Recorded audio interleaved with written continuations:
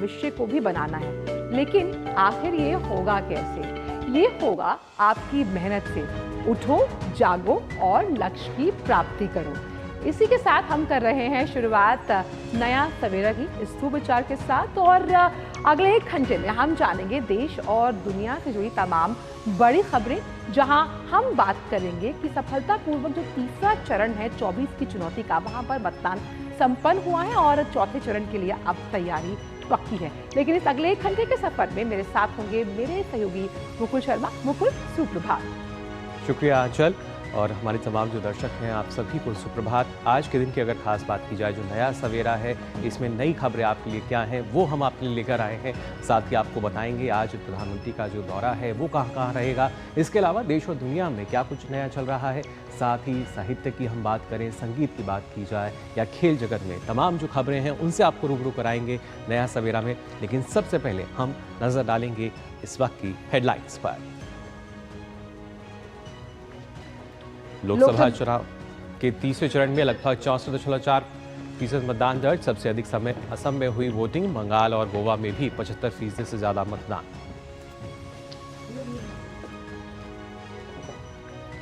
अगले 4 चरण के चुनाव प्रचार में नेताओं ने लगाया पूरा दम। प्रधानमंत्री मोदी तेलंगाना और आंध्र प्रदेश में करेंगे धुआंधार प्रचार। अमित शाह महाराष्ट्र और यूपी में संभालेंगे कमान, तो वहीं हैदराबाद में प्रियंका गांधी और यूपी में अखिलेश यादव समेत बाकी दल के नेता भी लगा रहे हैं पूरा जोर।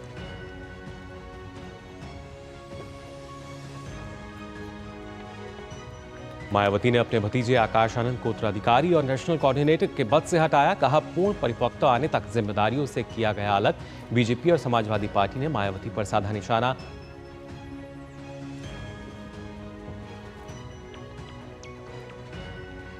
दिल्ली हाईकोर्ट में आज मनीष सिसोदिया की जमानत याचिका पर ईडी सीबीआई को देना है जवाब। सिसोदिया ने निष्क्रिय अदालत के फैसले को दी है चुनौती।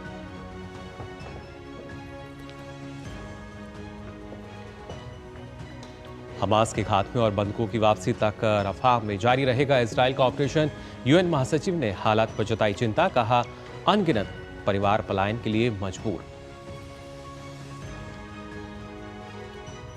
अमेरिका के पूर्व राष्ट्रपति डोनाल्ड ट्रंप के खिलाफ adult film star stormy Daniel ने दी गवाही। चुप रहने के लिए पैसे देने का लगाया आरोप।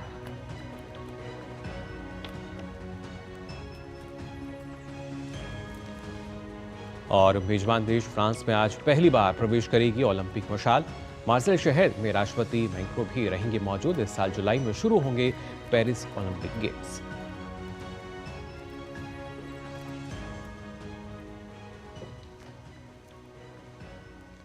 और खबरों में सबसे पहले बात करते हैं 24 की चुनौती से जुड़ी हुई।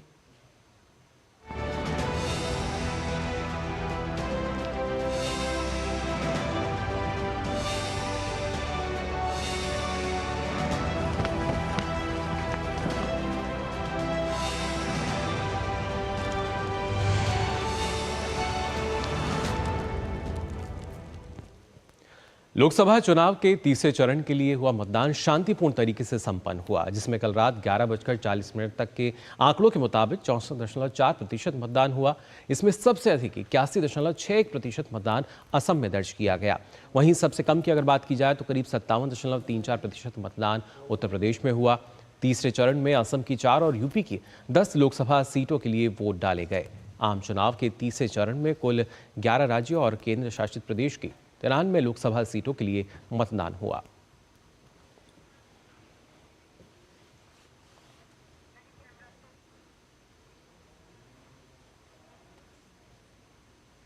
तो लोकसभा चुनाव के 3 चरण संपन्न हो चुके हैं और अब 4 चरण और बाकी हैं। इसके लिए सभी राजनीतिक दलों ने अपना पूरा जोर लगा दिया। हालांकि सभी दल अपने जीत का दावा कर रहे हैं, लेकिन 4 जून को नतीजे बताएंगे कि केंद्र में किसकी सरकार होगी। बहरहाल आज प्रधानमंत्री चुनाव प्रचार के लिए दक्षिण राज्यों के दौरे पर हैं। पहले तेलंगाना और फिर आंध्र प्रदेश में उनकी 3 रैलियां हैं और एक रोड शो भी है। प्रधानमंत्री सबसे पहले सुबह 9:30 बजे तेलंगाना के करीमनगर पहुंचेंगे। वो यहां पर श्री राजा राजेश्वरी स्वामी मंदिर में पूजा अर्चना करेंगे। इसके बाद 10 बजे करीमनगर में ही चुनावी रैली को संबोधित करने का भी कार्यक्रम है। तेलंगाना के वारंगल में अगली रैली दोपहर 12 बजे रहेगी। फिर प्रधानमंत्री आंध्र प्रदेश का रुख करेंगे और राजमपेट में जनसभा होगी। शाम को 7 बजे उनकी विजयवाड़ा में रोड शो का भी कार्यक्रम है। आंध्र प्रदेश में बीजेपी, टीडीपी और जनसेना के साथ चुनावी मैदान में उतरी है।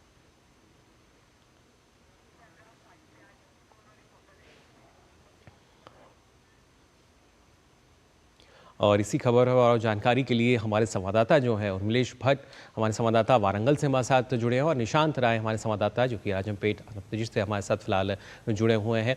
आप दोनों का स्वागत। और सबसे पहले उर्मिलेश आपके पास आना चाहूँगा तेलंगाना की जब हम बात कर रहे हैं, क्योंकि यहाँ सभी 17 जो सीटें हैं हमने तेलंगाना में देखा है किस तरीके से बीजेपी का जो जनाधार है वो बढ़ता हुआ नजर आया, वोट प्रतिशत जो है उसमें भी इजाफा हुआ है। फिलहाल अब किस तरीके की जो परिस्थितियाँ हैं वो बनती नजर आ रही हैं, आज प्रधानमंत्री भी वहाँ पहुँचेंगे, किस तरह के जो चुनावी समीकरण हैं वो बनते नजर आ रहे हैं? मुकुल और आंचल, गुड मॉर्निंग। और हम जो दक्षिण भारत का राज्य है तेलंगाना, नवोदित राज्य, यहाँ से तमाम जो राजनीतिक सरगर्मियाँ हैं ये हम अपने दर्शकों को बताएंगे। और सबसे पहले बात करेंगे आज प्रधानमंत्री की दौरे की। प्रधानमंत्री आज तेलंगाना पहुँच रहे हैं। यहाँ पर जो है वो भारतीय जनता पार्टी के जो उम्मीदवार हैं मुकुल, उनके पक्ष में वोट मांगेंगे। और ये कहा जा सकता है कि एक तरफ जहाँ सूर्यदेव का जो तापमान है वो काफ़ी ऊंचा है, काफ़ी यहाँ पर बढ़ा हुआ है, तो वहीं सियासी का जो पारा है वो भी जो है धीरे धीरे ऊपर बढ़ता जा रहा है, क्योंकि यहाँ पर जो है चौथे चरण में मतदान होना है और बहुत कम दिन अब बाकी बचे हुए हैं मतदान के लिए। ऐसे में तमाम जो सियासत है वो काफ़ी तेज़ है और राजनीतिक दल जो है वोटरों को अपने पक्ष में जो लुभाने के लिए तमाम जोर आजमाइश में लगे हुए हैं। प्रधानमंत्री आज जो है यहाँ पर 2 जनसभाएं करेंगे, जिसमें कि वारंगल भी एक है। मुकुल, अगर बात वारंगल की जाए तो वारंगल में यहाँ पर 3 दर्जन से अधिक प्रत्याशी जो है चुनावी मैदान में हैं और वहीं बात की जाए तो लगभग 18 लाख मतदाता यहाँ पर हैं जी। ऐसे में अगर देखा जाए पूरे तेलंगाना में तो कई ऐसे जो है चेहरे हैं जिनकी साख दांव पे लगी है, जिसमें भारतीय जनता पार्टी की अगर बात की जाए मुकुल तो उसमें जी किशन रेड्डी है, माधवी लता है और जो है संजय वंडी हैं। इसके अलावा जो है इटला राजेंद्र हैं, कई सीटें एस अरविंद धर्मपुरी हैं। तो ऐसे कई सीटें हैं जहां पर कि बड़े चेहरों की साख दांव पे लगी है और वैसे ही कांग्रेस और वीआरएस की तरफ से भी है। मुकुल, अगर पूरे तेलंगाना की राजनीतिक समीकरण की बात की जाए तो यहाँ पर मुख्यतः जो है इस समय, क्योंकि पिछली बार का जो विधानसभा चुनाव हुआ है उसमें भारतीय जनता पार्टी ने जिस तरीके से वोट परसेंट बढ़ाया है और कहीं ना कहीं अपनी एक पैठ बनाई है तेलंगाना में, वहीं दूसरी तरफ जो है वीआरएस जो है कहीं ना कहीं पीछे हुई है इस रेस में। इस समय जो लोकसभा का चुनाव है इसमें कांग्रेस और बीजेपी के बीच ही मुख्य मुकाबला देखा जा रहा है। ऐसे में कहा जा रहा है कि एक तरफ जहां रेवंत रेड्डी जो यहाँ के मुख्यमंत्री हैं वो कई सीटों पे अपनी प्रतिष्ठा का जो है उन्होंने जो है दांव पे लगाई है, अपनी प्रतिष्ठा का सवाल बनाया है। और भारतीय जनता पार्टी में भी ऐसी कई सीटें हैं जिन सीटों पर बड़े चेहरे हैं जिनके साख दांव पे है।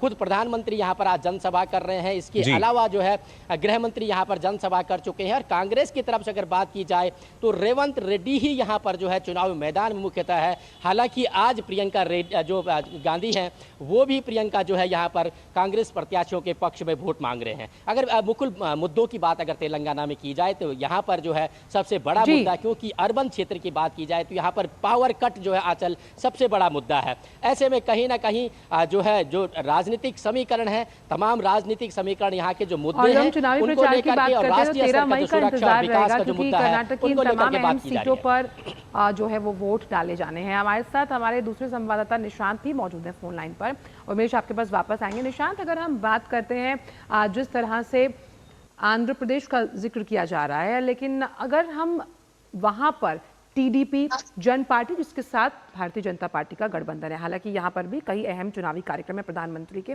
उस लिहाज से सियासी समीकरण क्या कहते हैं? क्या टीडीपी अपनी जो खोई हुई सियासी साख है वो वापस ला पाएगी? देखिए, बिल्कुल इस समय मैं मौजूद हूँ राजमपेट में। राजमपेट एक लोकसभा जो है आंध्र प्रदेश की सबसे पिछड़ी लोकसभाओं में से आती है। यहाँ पर जो विकास जी, फिलहाल उनकी जो आवाज़ है वो हम तक पहुंच नहीं पा रही है, दोबारा उनसे कोशिश करेंगे जुड़ने के लिए। और आंचल, खासतौर से देखा जाए क्योंकि प्रधानमंत्री लगातार धुआंधार प्रचार में लगे हुए हैं और नतीजा भी हम कह सकते हैं जैसे जैसे वोट प्रतिशत बढ़ रहा है शायद। बिल्कुल, मिशन साउथ को लेकर हमने देखा कि कोई भी पार्टी कोर कसर नहीं छोड़ना चाहती और विपक्षी पार्टियों के साथ साथ सत्ता पक्ष भी लगातार वहां धुआंधार प्रचार कर रही है अपने तमाम स्टार प्रचारकों के साथ। हमारे साथ उर्मिलेश तेलंगाना से मौजूद है। उर्मिलेश, खास तौर पर जब हम बात करते हैं नॉर्थ और साउथ की पॉलिटिक्स बहुत अलग होती है, उस लिहाज से मिशन साउथ को और मजबूत बनाने के लिए धुआंधार प्रचार लगातार जारी है, क्योंकि आप मुद्दों का जिक्र कर रहे थे। कौन से ऐसे मुद्दे हैं खास तौर पर जिन्हें जागरूक वोटर जब मतदान करने के लिए निकलेगा तो अपने दिमाग में रखकर, जहन में रखकर निकलेगा, ताकि जो तमाम उम्मीदवार हैं जिन्होंने उनसे कई वायदे किए हैं वो उनके दावों पर खरे उतरे?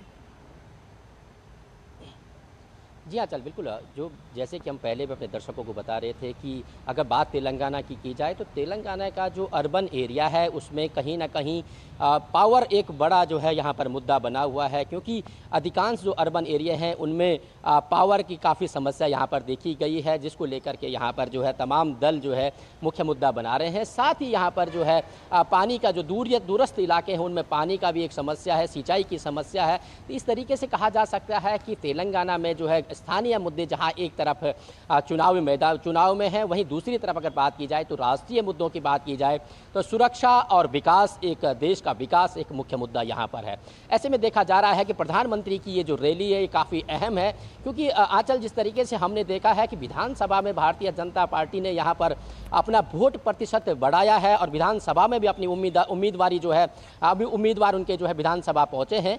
ऐसे में कहा जा रहा है कि इस बार का जो मुकाबला है वो काफ़ी कांटे का है, काफ़ी जो है कड़ा रहने वाला है। और जो है तमाम जो प्रत्याशी है भारतीय जनता पार्टी के, उनके पक्ष में जब प्रधानमंत्री यहाँ पर जनसभा करेंगे तो कहीं ना कहीं जो भीड़ वहाँ पर है उसको, क्योंकि प्रधानमंत्री अपने भाषणों से तमाम जो लोग यहाँ पर होते हैं उन जो भीड़ को जो है वोट में कन्वर्ट करने की क्षमता रखते हैं। और हमने कई रैलियों में देखा है, पिछले कई चुनाव में देखा है, तो निश्चित तौर से इसका प्रभाव जनता पर पड़ता है। तमाम चीज़ें जो प्रधानमंत्री जिन सवालों को उठाते हैं या जिन बातों को करते हैं उनका जो है जनता पे जो है यहाँ की जो पब्लिक है उस पर असर पड़ता है। तो ऐसे में कहा जा सकता है कि प्रधानमंत्री की जो ये रैली है, जनसभा है, ये अपने आप में काफ़ी अहम है। और दूसरी तरफ देखा जाए तो कांग्रेस में कई जगहों पर जो अंतर कलह देखा जा रहा है, कई जगह पर जो कांग्रेस के भीतरी जो गुट हैं उन गुटों में भी कहीं ना कहीं एक तरह से कह सकते हैं कि अंतर कलह है, उसका थोड़ा सा खामियाजा कहीं ना कहीं कांग्रेस को जो है उठाना पड़ सकता है। लेकिन इस बार सबसे दिलचस्प बात यह है मुकुल कि यहाँ पर जो बीआरएस थी, जो केसीआर की पार्टी थी, पिछली बार निजामाबाद वाली जो सीट थी उस पर ये कविता जो है चुनाव मैदान में थी,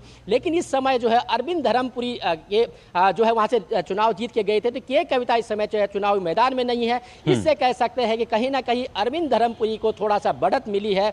और दूसरी तरफ कह सकते हैं कि जो बंडी जो है संजय बंडी, जो एक तेज तर्रार फायर ब्रांड नेता माने जा सकते हैं, यहाँ पर जो है माने गए हैं यहाँ पर तेलंगाना में, वो कहीं ना कहीं कई जगहों पर जो है उनका जो प्रचार है वो काफी हावी है तेलंगाना में आई थी।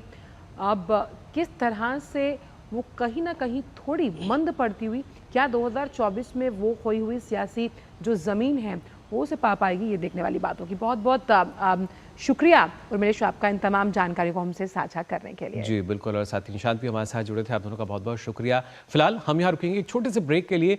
नए सवेरा में और भी कुछ खबरें होंगी, उनसे भी आपको रूबरू कराएंगे। जल्द हाजिर होंगे इस छोटे से ब्रेक के बाद। बात जब पीढ़ियों के लिए बनने वाले घर की हो तो जिम्मेदारी बड़ी हो जाती है। गैलेंट समझता है ये जिम्मेदारी। अब डबल एम रिब्स के साथ गैलेंट एडवांस टीएमटी रीबार, निर्माण का रियल हीरो। राम राम भाई साहब, चले क्या? अरे कल शादी है, हम वोट डालने नहीं जा सकते भैया। बाबा, एक वोट दिए थे, किसान सम्मान का पैसा आ रहा है ना सीधा खाते में, जो हमारे लिए दिन रात दौड़ती हैं। आप उनके लिए तो कदम नहीं चल सकते। सयानी हो गई है, देखो। बातें बाद में, अभी आप जाओ। ठीक है। कमल का बटन दबाएं, भाजपा को जिताएं।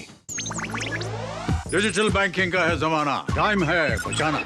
डिजिटल बैंकिंग है आसान, करो चाहे कोई भुगतान, एनी टाइम एनीवेयर, सेफ है, फास्ट है, हर पेमेंट उंगलियों पे सेट है। लेन देन के हैं ऑप्शंस कई, IMPS, NEFT, UPI भी। 24 घंटे करते ये काम, पेमेंट आसान और रहे आराम। RBI कहता है जानकार बनिए, सतर्क रहिए। मैं क्या जी, सब जानते हैं, जहां दिखे मारियो, अपना समझ के खा लियो। स्वाद से सबको दीवाना कर दे, दीवाना कर दे। पता का चाय, गजब का स्वाद। मैं कैप्टन होता ना, ओपन कराता। अब हर कोई ओपन करेगा तो मैच कौन क्लोज करेगा? तो भाई साहब, अब कोई किसी की लाइफ में आग नहीं लगा पाएगा। समर कूल, जो हर दिल करे कबूल। तुम्हें पता है इन्वेस्टर्स के लिए एक इन्वेस्टर प्रोटेक्शन फंड होता है, IPF। लेकिन अगर तुम्हारा ट्रेड एक्सचेंज पर एग्जीक्यूट नहीं हुआ या फिर कोई गारंटीड रिटर्न्स वाली स्कीम है तो ये IPF आपकी मदद नहीं कर सकता है। और अगर आपका ब्रोकर ही डिफॉल्टर बन जाए तो फिर IPF आपको कॉम्पेंसेशन दिला सकता है। कहाँ से सीखा? NSE की साइट पर। सोच कर, समझ कर, इन्वेस्ट कर। ब्रेक के बाद सभी का स्वागत है हमारे खास शो नया सवेरा में, जहां पर हम बात कर रहे हैं 24 की चुनौती से जुड़ी हुई। क्यों मुकुल? बिल्कुल, और 24 की चुनौती में आज के दिन की अगर हम बात करें तो भाजपा के स्टार प्रचारक अमित शाह इस बार के आम चुनाव में प्रधानमंत्री नरेंद्र मोदी के 400 पार के लक्ष्य की पूर्ति के लिए ताबड़तोड़ रैलियां कर रहे हैं। अमित शाह का उत्तर प्रदेश और महाराष्ट्र में आज चुनावी कार्यक्रम है। उत्तर प्रदेश में गृह मंत्री 3 चुनावी रैली करेंगे। इस दौरान वो लखीमपुर खीरी, हरदोई और कन्नौज में चुनावी जनसभा को संबोधित करेंगे। इसके बाद शाम में महाराष्ट्र के जालना में भी अमित शाह जनसभा को संबोधित करेंगे।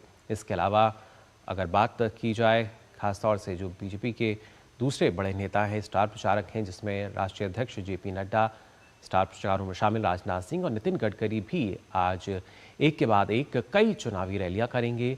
बीजेपी अध्यक्ष JP नड्डा हिमाचल में आज प्रचार करेंगे, साथ ही पन्ना प्रमुख सम्मेलन में भाग लेंगे। इसके बाद पार्टी प्रत्याशी कंगना रनौत के पक्ष में चुनावी जनसभा को संबोधित करेंगे। तो वहीं रक्षा मंत्री राजनाथ सिंह आज ओडिशा दौरे पर रहेंगे। रायगढ़ और कालाहांडी में राजनाथ सिंह चुनावी जनसभा को संबोधित करेंगे। वहीं नितिन गडकरी भी बिहार के बेगूसराय और दक्षिणी दिल्ली में चुनावी जनसभा को संबोधित करेंगे।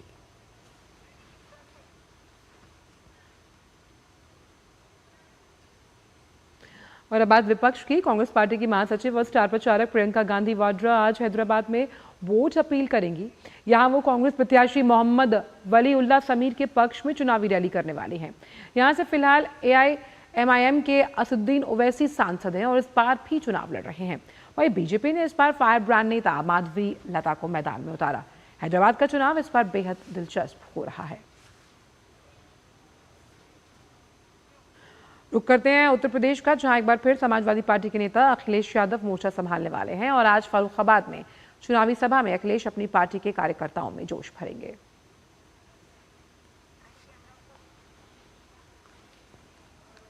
वहीं उत्तर प्रदेश में भड़काऊ भाषण देना BSP के नेशनल कोऑर्डिनेटर और पार्टी अध्यक्ष मायावती के उत्तराधिकारी आकाश आनंद पर भारी पड़ गया।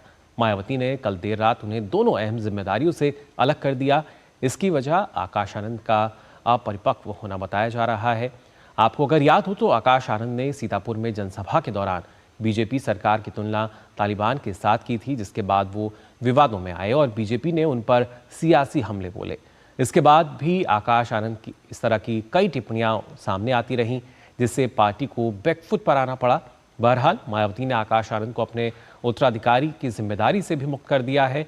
उन्होंने स्वयं सोशल मीडिया एक्स पर इसकी जानकारी दी। उन्होंने ये भी स्पष्ट किया कि उनके भाई और आकाश के पिता आनंद कुमार पार्टी मूवमेंट के लिए पहले की तरह काम करते रहेंगे।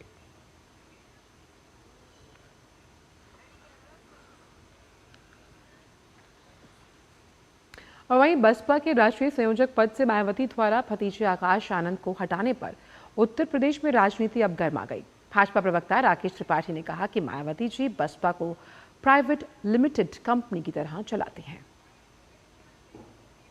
बहुजन समाज पार्टी को एक प्राइवेट लिमिटेड कंपनी की तरह चलाती है और इसीलिए जब जेल में आता है जैसे निर्णय करना चाहती है वैसा निर्णय कर लेती है, क्योंकि वहां तो एको अहम द्वितीयो नास्ति। मायावती जी जैसा चाहे वैसा निर्णय कर सकती है। आकाश आनंद जिस तरह से गैर जिम्मेदाराना बयान दे रहे थे और भारतीय जनता पार्टी को लेकर के जिस तरह की अपमानजनक टिप्पणी उन्होंने की थी, जनता के बीच में उनका बहुत आक्रोश इसको लेकर के पनपा था और मायावती जी ने इस बात को महसूस किया, इसलिए आकाश आनंद को तमाम जिम्मेदारियों से मुक्त करने का काम किया है। लेकिन मायावती जी जो बहुजन समाज पार्टी एक मिशन के रूप में माना करती थी, जो बाद में कमीशन में तब्दील हो गया है, क्या इसमें कोई बदलाव कर पाएंगी? क्या वो परिवार के इतर फिर पार्टी की कमान किसी सामान्य दलित को देकर के पार्टी को आगे बढ़ा पाएंगी? ये आने वाले समय में जरूर देखा जाएगा कि मायावती जी के परिवारवाद के मोह से मुक्त हो पाएंगी। समाज पार्टी या सुश्री मायावती। वहीं कांग्रेस नेता सुरेंद्र राजपूत ने तंज कसते हुए इस पर कहा कि बसपा के राष्ट्रीय संयोजक पद से आकाश आनंद को हटाने का फैसला मायावती की जो निर्णय है उस पर कहीं ना कहीं सवाल भी खड़ा करते हैं।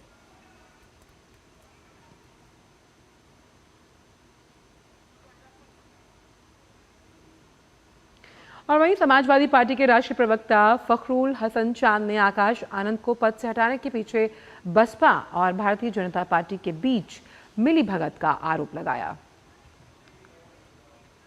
जिस तरीके से बसपा के टिकट का बंटवारा हुआ, फिर टिकट बदलने के फैसले हुए, वो कहीं न कहीं भारतीय जनता पार्टी का प्रभाव नजर आता है। और आज जिस तरीके से आकाश आनंद को उनके पदों से बर्खास्त किया गया है, वो आकाश आनंद जो बसपा के उत्तराधिकारी थे, वो आकाश आनंद जो भारतीय जनता पार्टी से लगातार सवाल पूछ रहे थे और भाजपा को वो सवाल चुभ रहे थे, आदरणीय मायावती जी ने आकाश आनंद को बर्खास्त करके ये बात जग जाहिर कर दी है कि बसपा और भाजपा का घोषित गठबंधन है। समाजवादी पार्टी समझती है कि जनता सब देख रही है और जनता जवाब देने का काम करेगी।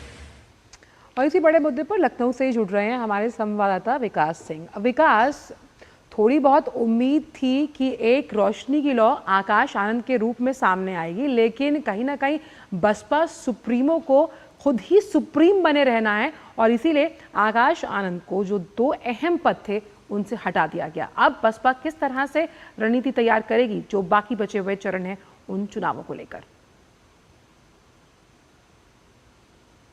देखिए, 3 चरणों के बीच जाने के बाद चुनावों के अचानक से मायावती कल ये ऐलान कर देती हैं कि आकाश आनंद को नेशनल कोऑर्डिनेटर और जो पार्टी में उन्होंने जिम्मेदारी दी थी वो उससे उनको मुक्त कर दिया गया है। इसके पीछे तमाम वजहें हैं, लेकिन सबसे बड़ी बात अगर कहेंगे एक शब्दों में तो मायावती आकाश आनंद को लेकर ओवर प्रोटेक्टिव हैं, क्योंकि जिस तरीके से सीतापुर में जो उन्होंने भड़काऊ भाषण दिया था, उसके बाद मामला दर्ज हो जाने के बाद उनकी 1 तारीख को कई रैलियां लगी थी, 2 से 3 रैलियां लगी थी प्रदेश में, वो अचानक से रद्द कर दी जाती हैं और बताया जाता है परिवार में कोई बीमार चल रहा है, इसके चलते वो नहीं जा रहे हैं। फिर कल ये मायावती ने सोशल मीडिया के प्लेटफॉर्म एक्स पे इस बात का ऐलान कर रही हैं कि वो परिपक्व नहीं है। मायावती ही उनको 2017 में लाती हैं, उनके साथ सहारनपुर में परिचय कराती हैं, उसके बाद 19 में वो पार्टी के लिए काम करते हैं, 19 के बाद 22 में भी लगातार काम करते हैं और 22 में जो नतीजा आता है पार्टी का, मात्र 1 सीट, वो भी उमा शंकर सिंह, जो माना जाता है कि इससे पहले भी अपने दम पे ही वो चुनाव जीते थे। तो अगर देखा जाए तो बहुजन समाज पार्टी किस स्तर पर जमीन पर रह गई है। इसके बाद इन चुनाव में जमीन तराशने के लिए मायावती उतरी है, लेकिन सबसे बड़ी बात हम देखेंगे 2007 में जाना होगा, जब मायावती कहीं ना कहीं सोशल इंजीनियरिंग शब्द का उत्तर प्रदेश की राजनीति में जन्म हुआ था। चाहे वो अंतु मिश्रा हो, चाहे सतीश चंद्र मिश्रा हो, तमाम लोगों को एक साथ लेकर जब आई थी तब बहुजन समाज पार्टी प्रदेश की सत्ता में आई थी। अब अगर हम धरातल पे देखते हैं जमीन पे पूरी बहुजन समाज पार्टी की, तो वो सब लोग कहीं नजर नहीं आ रहे हैं। लीडरशिप पूरी तरीके से खत्म हो गई है। जिस बात के लिए कहा जाता है, निशाना साधा जाता था, अन्य पार्टियों पर मायावती साथी थी, वो उनकी पार्टी में भी स्वयं हो गया था, क्योंकि वो अपने उत्तराधिकारी के रूप में आकाश आनंद को घोषणा कर देती हैं। तमाम सारे और लोग रहते हैं। उस समय की अगर बहुजन समाज पार्टी की बात करें, जब काशीराम ने उसे तैयार किया था, आर.के. चौधरी समेत तमाम बड़े नेता होते थे, चेहरे होते थे जो एक आंदोलन, एक मूवमेंट चलाते थे पूरे प्रदेश भर में। तो अब ऐसे लोगों की कमी हो गई है। अब तो हमने देखा इस चुनाव में जिस तरीके से सतीश मिश्रा काफी ज्यादा करीबी माने जाते थे, इस बार प्रचार करते हुए जमीन पे नजर भी नहीं आ रहे हैं। तो जिस तरीके से उसके बाद जो चेहरा मायावती लाती हैं आकाश आनंद को, वो जिस तरीके से भाषण, जिस तरीके से उनकी शैली थी, और जब मामला दर्ज हो जाने के बाद कहीं अगर पूरी तरीके से बहुजन समाज पार्टी फेल हो जाती तो उनको उनके भविष्य के प्रति जो है कह रहे चिंता लग रही थी कि कहीं ये जिसकी लॉन्चिंग की गई है वो पूरी तरीके से फेल ना हो जाए। तो कहीं ना कहीं उनको लोग के जो ओवर प्रोटेक्टिव है, ये देखा जा रहा है कि आने वाले समय में हो सकता है आगे फिर से उनको जिम्मेदारी दी जाए। हालांकि उन्होंने इस बात को कहा कि आनंद कुमार जो काम देख रहे थे वो देखते रहेंगे, लेकिन बड़ी बात है कि पार्टी के अंदर लीडरशिप पूरी तरीके से तैयार नहीं की गई। उसका खामियाजा हम देखते हैं कि मायावती को चुनाव दर चुनाव झेलना पड़ता है। जी बिल्कुल, लगातार हमने स्थिति देखी है किस तरीके से चुनाव दर चुनाव जो खामियाजा है वो भुगतना पड़ता है। फिलहाल बहुत बहुत शुक्रिया विकास आपका हमारे साथ जुड़ने के लिए। तो मायावती ने जो फैसला लिया है आकाश को एक तरीके से सीमित करने का, क्या उनकी सोशल इंजीनियरिंग का ये हिस्सा रहेगा या कुछ और, ये वाकई देखने लायक होगा। आकाश की उड़ान पर विराम लगा दिया। खैर वक्त एक छोटे से ब्रेक का है और ब्रेक के उस पार भी खबरों का सिलसिला नया सवेरा पर रहेगा जारी। बात जब पीढ़ियों के लिए बनने वाले घर की हो तो जिम्मेदारी बड़ी हो जाती है। गैलेंट समझता है ये जिम्मेदारी। अब डबल एम रिब्स के साथ गैलेंट एडवांस TMT रीबार, निर्माण का रियल हीरो।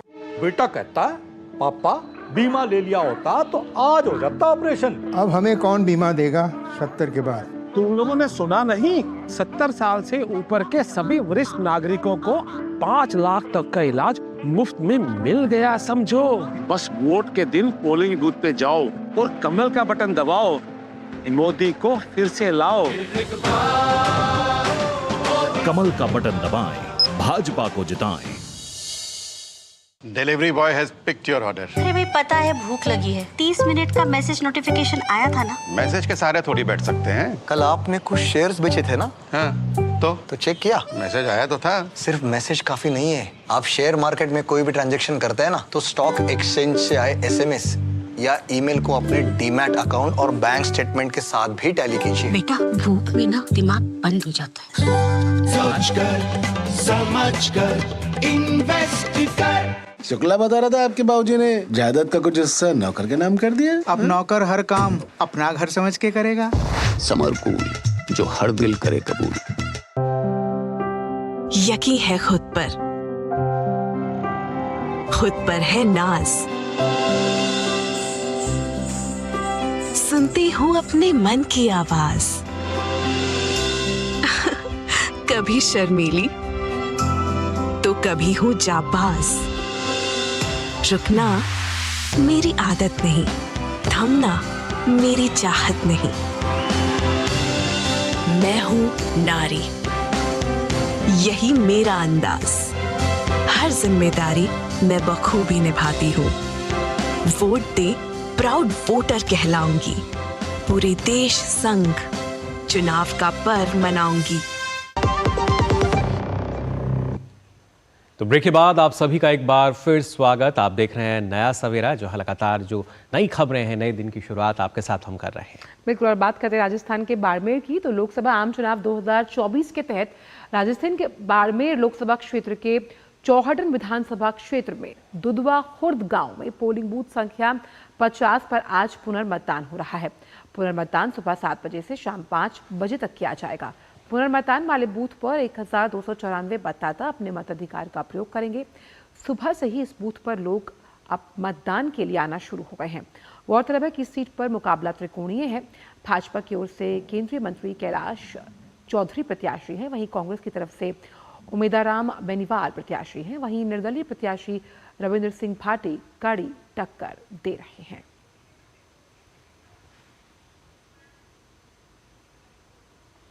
तेलंगाना के हैदराबाद में चुनाव में वोट डालने को लेकर एक संगीत कार्यक्रम आओ वोट करें का आयोजन किया गया। केशव मेमोरियल कॉलेज में आयोजित इस कार्यक्रम का उद्देश्य मतदान करने के लिए लोगों को जागरूक करना था। कार्यक्रम में केंद्रीय मंत्री और तेलंगाना के बीजेपी अध्यक्ष जी किशन रेड्डी और बीजेपी युवा मोर्चा के राष्ट्रीय अध्यक्ष तेजस्वी सूर्या भी मौजूद रहे।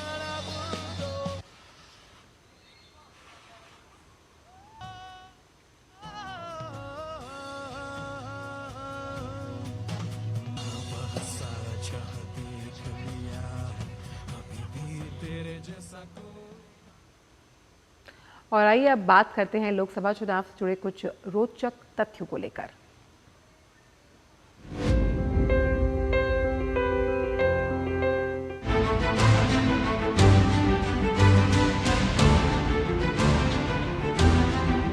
दुनिया के सबसे बड़े लोकतंत्र का सबसे बड़ा महापर्व जारी है। अगर 2019 के लोकसभा चुनाव से जुड़े रोचक तथ्यों की बात करें तो कई मतदाता जो अपने निर्वाचन क्षेत्र में किसी भी उम्मीदवार को वोट नहीं देना चाहते तो वे नोटा के विकल्प का चयन कर आधिकारिक तौर पर सभी दावेदारों के लिए अस्वीकृति का वोट दर्ज कर सकते हैं। गौरतलब है कि 2019 के लोकसभा चुनाव में देश भर में नोटा के पक्ष में कुल 65,22,772 वोट पड़े थे।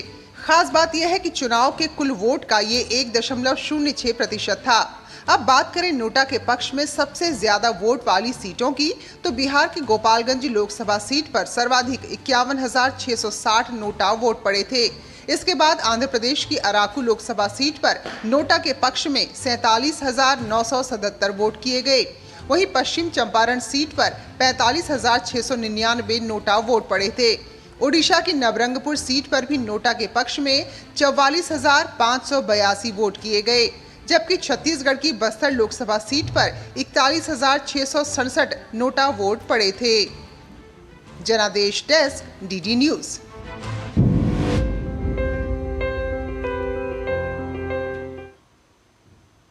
तो 24 की चुनौती से संबंधित खबरें आपने देखी, यानी चुनावों से संबंधित खबरें आपने देखी, और इसी के साथ फिलहाल हम यहाँ रुकेंगे एक छोटे से ब्रेक के लिए, जल्द हाजिर होंगे।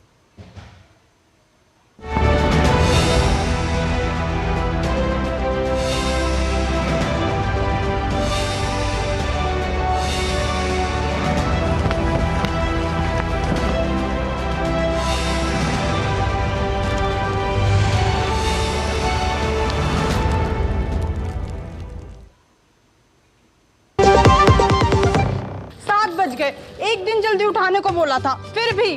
कहाँ जाना है सुबह सुबह? वोट डालने जाना है अम्मा। हाँ तो आराम से चली जाना, भागी क्यों जा रही है? भागते तो हम पहले थे, भोर 4 बजे खेत में। अब जिस व्यक्ति ने हमें हमारे घर पर इज्जत घर बनवा के हमें सुरक्षा दी है, उसे वोट देने तो भाग कर ही जाएंगे ना। जिसकी गारंटी ने जिंदगी संवारी, उसको वोट देने की गारंटी हमारी। कमल का बटन दबाएं, भाजपा को जिताएं। बात जब पीढ़ियों के लिए बनने वाले घर की हो तो जिम्मेदारी बड़ी हो जाती है। गैलेंट समझता है ये जिम्मेदारी। अब डबल एम रिब्स के साथ गैलेंट एडवांस TMT रीबार, निर्माण का रियल हीरो। मैं क्या जी, सब जानते हैं, जहां दिखे मारियो, अपना समझ के खा लियो। स्वाद से सबको दीवाना कर दे, दीवाना कर दे। पता का चाय, गजब का स्वाद। तुम्हें पता है इन्वेस्टर्स के लिए एक इन्वेस्टर प्रोटेक्शन फंड होता है, IPF। लेकिन अगर तुम्हारा ट्रेड एक्सचेंज पर एग्जीक्यूट नहीं हुआ या फिर कोई गारंटीड रिटर्न्स वाली स्कीम है, तो ये IPF आपकी मदद नहीं कर सकता है। और अगर आपका ब्रोकर ही डिफॉल्टर बन जाए तो फिर IPF आपको कॉम्पेंसेशन दिला सकता है। कहां से सीखा? NSE की साइट पर। सोच कर, समझ कर, इन्वेस्ट कर। ब्रेक के बाद सभी का स्वागत है हमारे खास शो नया सवेरा में। और अब देखते हैं देश भर से जुड़ी कुछ और खास खबरें। आपको बता दें, दिल्ली के पूर्व उप मुख्यमंत्री मनीष सिसोदिया की जमानत याचिका पर दिल्ली हाई कोर्ट आज अहम सुनवाई करेगा। पिछली सुनवाई पर हाई कोर्ट ने ईडी और CBI को नोटिस जारी कर जवाब मांगा था। जस्टिस स्वर्णकांता शर्मा मामले की सुनवाई करेंगी। पिछली सुनवाई पर हाई कोर्ट ने जांच एजेंसियों को जवाब दाखिल करने को कहा था। साथ ही कोर्ट ने मनीष सिसोदिया को हिरासत में हर हफ्ते एक दिन उनकी पत्नी से मुलाकात की भी मंजूरी दे दी थी। इससे पहले दिल्ली की राउस एवेन्यू कोर्ट ने मनीष सिसोदिया की जमानत अर्जी खारिज कर दी थी, जिसे हाई कोर्ट में चुनौती दी गई।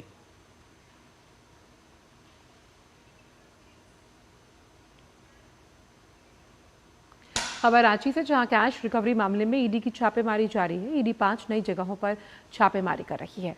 आपको बता दें कि झारखंड के ग्रामीण विकास मंत्री आलमगीर आलम के PS संजीव लाल और उनके घरेलू सहायक जहांगीर आलम के ठिकानों पर छापेमारी के बाद ईडी की टीम ने रांची में अभी तक 6 से अधिक ठिकानों पर छापेमारी की।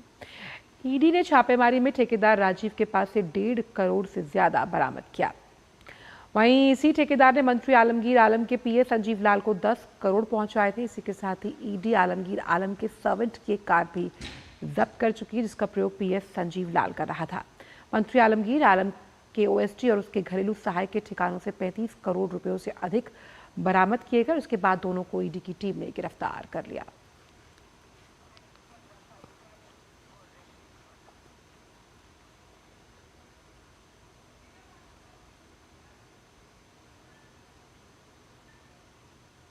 और इसी खबर पर और ज़्यादा जानकारी देने के लिए हमारे साथ रांची से संवाददाता दिवाकर कुमार जो है वो फिलहाल जुड़ चुके हैं। दिवाकर, जानना चाहेंगे आपसे, हमने देखा किस तरीके से जो छापेमारी है वो की गई और उससे पहले भी जो जब्ती की गई है, अभी फिलहाल क्या ताज़ा जानकारी इस पूरे मामले में? देखिए, पिछले 2 दिनों में अगर हम कहें तो करीब 1.5 दर्जन ठिकानों पर ये छापेमारी हुई है।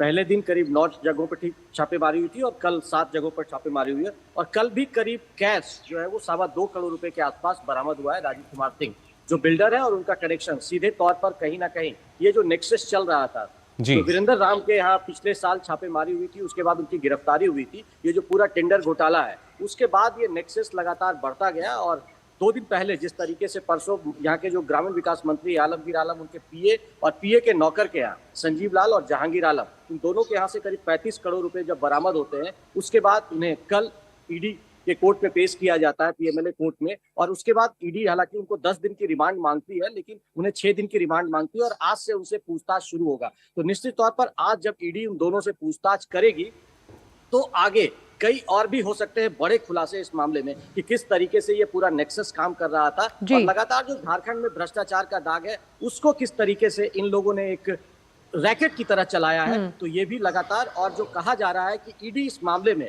अब कुछ और लोगों को हिरासत में लेकर पूछताछ भी कर सकती है और कुछ अन्य लोगों को समन भी जारी कर सकती है, ताकि ये पूरा जो रैकेट है इसका खुलासा किया जा सके। जी दिवाकर, अगर इसे ऐसे समझें कि पीएस और ओएसटी की मिली भगत से जो ये मनी ट्रेल है इसका खुलासा ईडी ने किया, लेकिन किस तरह से इस मनी ट्रेल को साबित कर पाएगी ईडी, और ख़ास तौर पर क्या फिजिकल फॉर्म रहा या फिर जो बैंक अकाउंट हैं अगर उनकी बात की जाए या फिर लैपटॉप्स है, मोबाइल्स है, उनके जरिए से भी कुछ खंगालने की कोशिश करेगी ईडी?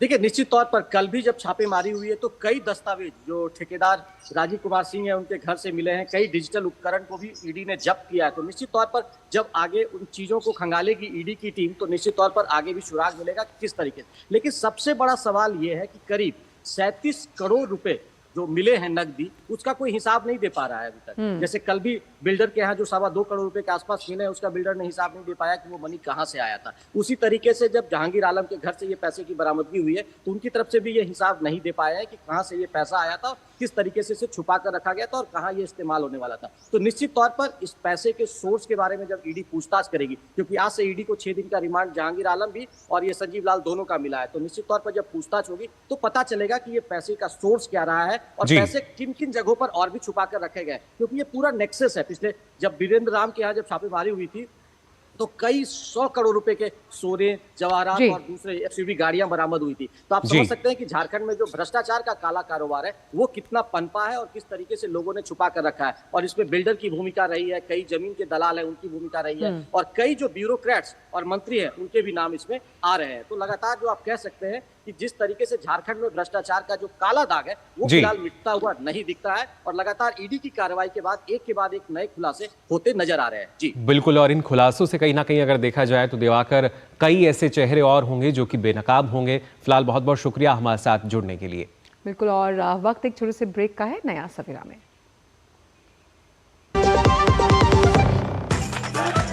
मैं क्या जी, सब जानते हैं जहां देखे मारियो अपना समझ के खा लियो। स्वाद से सबको दीवाना कर दे, दीवाना कर दे। पता का चाय, गजब का स्वाद।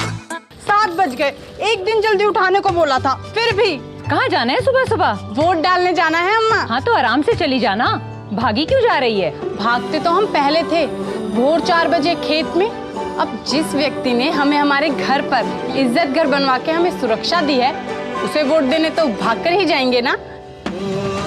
जिसकी गारंटी ने जिंदगी संवारी, उसको वोट देने की गारंटी हमारी। कमल का बटन दबाएं, भाजपा को जिताएं। तो ब्रेक के बाद आप सभी का एक बार फिर स्वागत नया सवेरा में। बिल्कुल, और अब रुक करते हैं हमारे यहाँ खास सेगमेंट अखबारों की सुर्खियों का।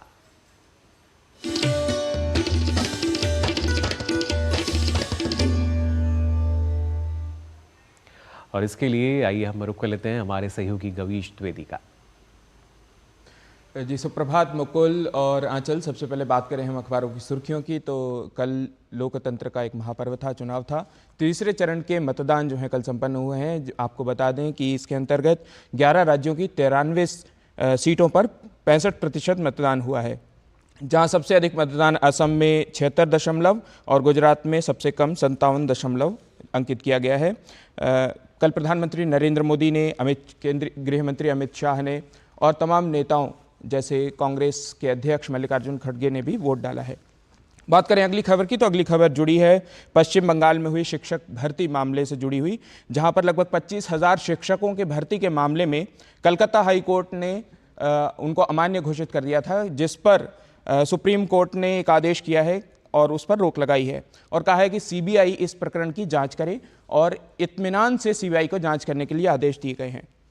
अगली खबर जुड़ी है आबकारी नीति में गिरफ्तार हुए अरविंद केजरीवाल से, जहां पर अरविंद केजरीवाल की अंतरिम जमानत पर मंगलवार को सुप्रीम कोर्ट में सुनवाई हुई थी और सुप्रीम कोर्ट ने हालांकि अब तक कोई निर्णय नहीं दिया है, लेकिन यह कहा है कि अगर अरविंद केजरीवाल को छोड़ा जाएगा तो वह कोई भी सरकारी काम ना करें, यह हिदायत दी गई है।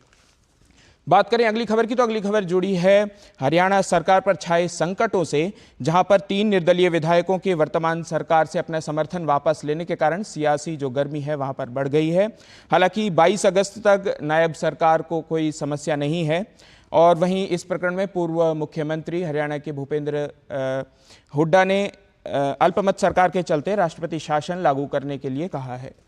बात करें अगली खबर की, तो अगली खबर जुड़ी है पतंजलि प्रकरण से, जहां भ्रामक विज्ञापन से जुड़े मामले में सुप्रीम कोर्ट में कार्यवाही चल रही है और इस कार्यवाही के चलते हुए जहां एक और रामदेव और बालकृष्ण की पेशी में छूट नहीं मिली है, तो वहीं आईएमए की प्रमुख को एक साक्षात्कार देने हेतु सुप्रीम कोर्ट ने फटकार लगाई है।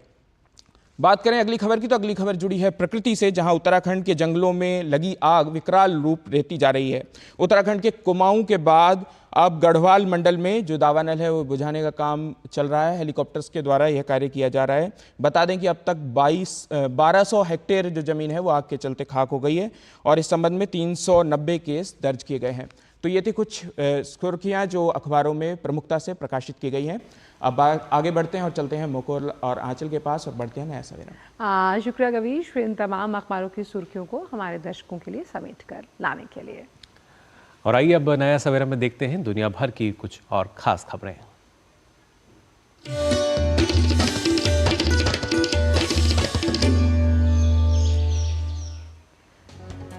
कोरोना वैक्सीन बनाने वाली ब्रिटेन की दिग्गज कंपनी एस्ट्राजेनेका ने मार्केट से सभी वैक्सीन वापस मंगाने का लिया फैसला। हालांकि एस्ट्राजेनेका का दावा है कि वैक्सीन को बंद करने का फैसला साइड इफेक्ट्स की वजह से नहीं लिया गया।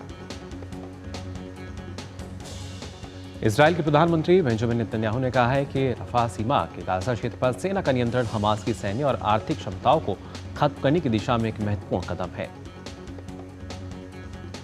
इजरायल के रक्षा मंत्री योव गैलेंट ने कहा कि अगर हमास ने समझौते के तहत हमारे बंधकों को रिहा नहीं किया तो इजरायल रफा में और अधिक भयानक हमले करेगा। वहीं हमास के अधिकारी ओसामा हमदान ने चेतावनी दी कि अगर रफा में इजरायल का सैन्य हमला जारी रहता है तो संघर्ष विराम पर कोई समझौता नहीं होगा। अमेरिका के पूर्व राष्ट्रपति डोनाल्ड ट्रंप के खिलाफ एडल्ट फिल्म स्टार ने अदालत में दोनों के बीच यौन संबंधों और चुप रहने के बदले धन के मामले में गवाही दी। डेनियल ने कहा कि 2016 के राष्ट्रपति चुनाव के दौरान चुप रहने के लिए उन्हें पैसे दिए गए। और अब बात कारोबार जगत की, अंदाजे बयां रहेगा फटाफट।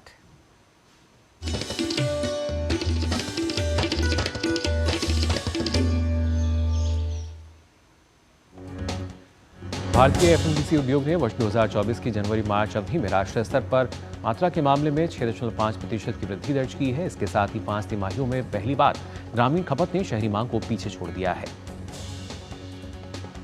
पेटीएम की राह लगातार मुश्किल होती जा रही है। National payments corporation of India यानी कि एनपीसीआई के आंकड़े बता रहे हैं कि पेटीएम ने अप्रैल में लगातार तीसरे महीने यूपीआई लेनदेन में गिरावट दर्ज की है। भारतीयों को अब थाईलैंड जाने के लिए वीजा फीस नहीं भरनी पड़ेगी। हालांकि वीजा फीस पर पहले भी छूट थी, लेकिन इसकी अवधि 1 मई 2024 को खत्म हो रही थी, जिसे अब बढ़ा दिया गया है। इस संबंध में थाईलैंड की कैबिनेट ने भारत और ताइवान के पर्यटकों के लिए वीजा छूट को 6 महीने और बढ़ाने की योजना को मंजूरी दे दी है। संस्था लिमिटेड को सेबी से आरंभिक सार्वजनिक निर्गम यानी कि आईपीओ लाने की मंजूरी मिल गई। और आइए अब खबरें देखते हैं खेल जगत से भी।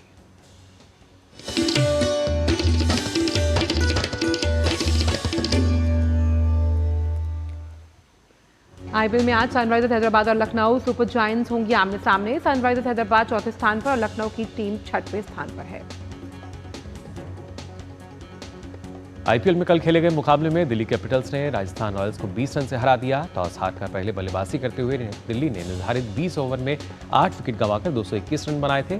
जवाब में राजस्थान की टीम 20 ओवर में 8 विकेट गंवाकर 201 रन ही बना सकी। ओलंपिक मशाल मार्सिले के दक्षिणी बंदरगाह के रास्ते वो आज फ्रांस पहुंचेगी। पहली बार फ्रांस पहुंचने पर मशाल का जोरदार स्वागत किया जाएगा। इस मौके पर फ्रांस के राष्ट्रपति इमैनुअल मैक्रोन भी रहेंगे मौजूद।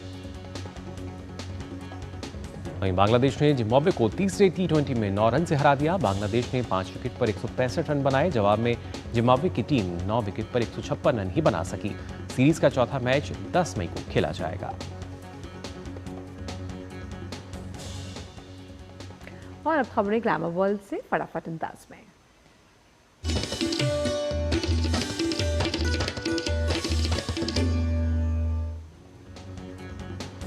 अभिनेत्री जानवी कपूर बॉलीवुड अभिनेता राजकुमार राव के साथ जल्द ही फिल्म मिस्टर एंड मिसेज माही में नजर आने वाली हैं। दोनों दूसरी बार किसी फिल्म में साथ में नजर आएंगे। दीपिका पादुकोण को हाल ही में फ्लाइट से उतरते समय स्पॉट किया गया। इस दौरान दीपिका पादुकोण ने ब्राउन कलर की long loose fit T shirt carry की, जिसमें उनका बेबी बम्प साफ नजर आ रहा था। कार्तिक आर्यन आजकल अपनी अगली फिल्म चंदू चैंपियन में बिजी हैं। इस बीच उन्होंने अपनी लग्जरी कार छोड़कर मुंबई मेट्रो की सवारी की। उन्हें अपने बीच देखकर फैंस भी बेहद खुश नजर आए। श्रेयस तलपड़े और विजय राज अभिनीत मनोवैज्ञानिक थ्रिलर फिल्म कर्तम भुक्तम 17 मई को सिनेमाघरों में होगी रिलीज। कर्तम भुक्तम ज्योतिष और कर्म की प्राचीन अवधारणाओं पर आधारित है। आलिया भट्ट जल्द ही वेदांग रैना के साथ जिगरा में नजर आने वाली हैं। फिल्म की शूटिंग हाल ही में खत्म हुई है। इसके बाद वो यशराज फिल्म स्पाई यूनिवर्स और लव एंड वॉर पर काम शुरू कर देंगी। आदित्य बिरला ग्रुप के चेयरमैन कुमार मंगलम बिरला की बेटी अनन्या बिरला ने अपनी सिंगिंग को लेकर किया बड़ा ऐलान। अनन्या ने सोशल मीडिया पर एक पोस्ट शेयर किया कि वे म्यूजिक इंडस्ट्री छोड़ रही हैं और अपने पापा का बिजनेस संभालेंगी। कॉमेडियन कृष्णा अभिषेक की बहन आरती सिंह की हाल ही में शादी हुई। इसी बीच अब आरती सिंह ने अपने ससुराल में पहली रसोई की रस्में निभाई, जिसकी झलक उन्हें फैंस के साथ शेयर की।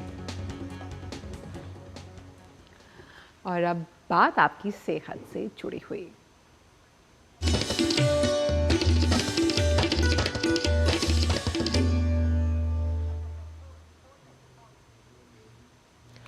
आज अंतर्राष्ट्रीय थैलीसीमिया दिवस है। थैलीसीमिया एक आनुवंशिक रक्त विकार है। थैलीसीमिया मेजर रोग से ग्रस्त होने पर व्यक्तियों को जीवन भर हर तीसरे चौथे सप्ताह रक्त चढ़वाने की आवश्यकता होती है।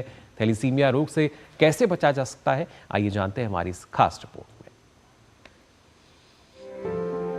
थैलेसीमिया रोग के विषय में जागरूकता के उद्देश्य से हर वर्ष 8 मई को अंतर्राष्ट्रीय थैलेसीमिया दिवस मनाया जाता है। थैलेसीमिया एक आनुवंशिक रोग है जो माता पिता से बच्चों में आता है।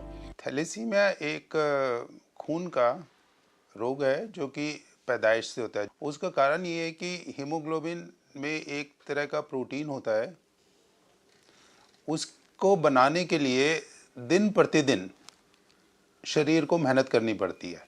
इस प्रक्रिया में अगर विघ्न पड़ जाए, अगर वो जो प्रोसेस है वो हमारे यहाँ जीन्स जो गवर्न करते हैं उसमें कोई डिफेक्ट आ जाए, तो ये खून की सारी जो कड़ियाँ हैं वो बराबर रूप से नहीं बनाई जा सकती हैं।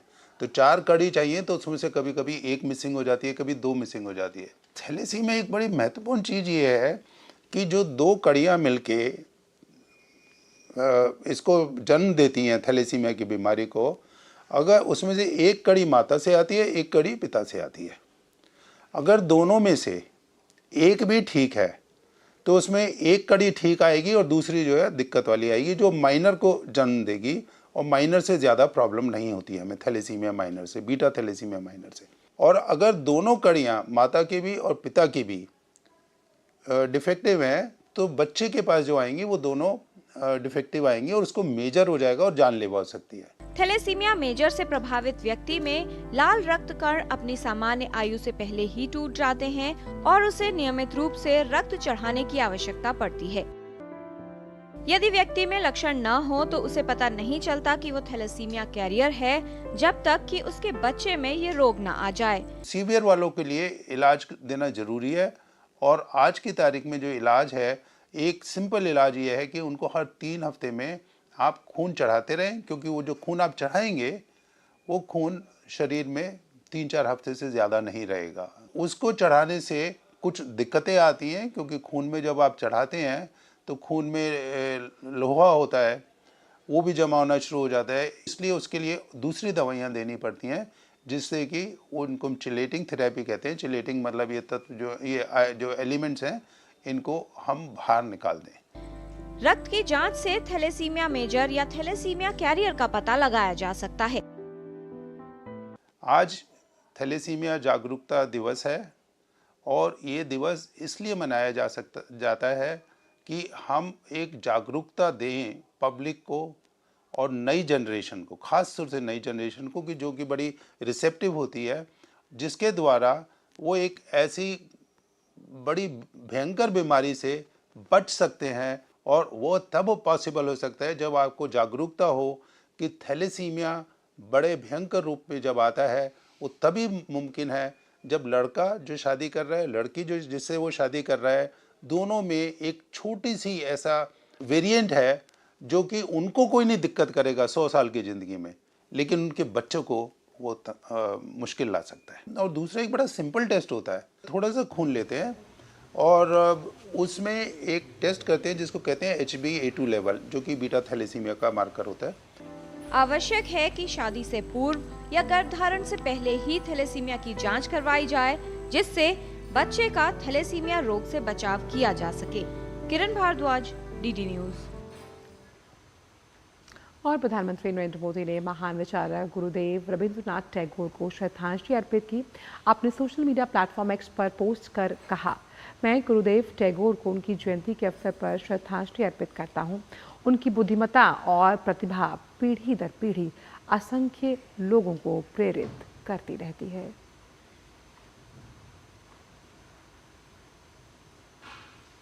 और आइए अब नया सवेरा में जान लेते हैं मौसम का हाल भी।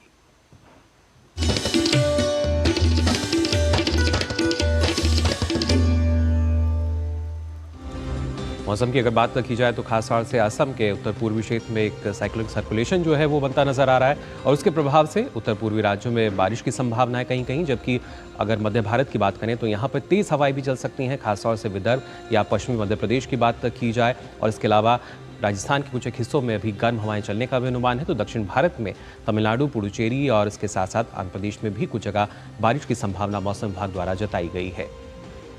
और आइए अब देखते हैं तमाम राज्यों में न्यूनतम और अधिकतम तापमान क्या है आपके शहर में।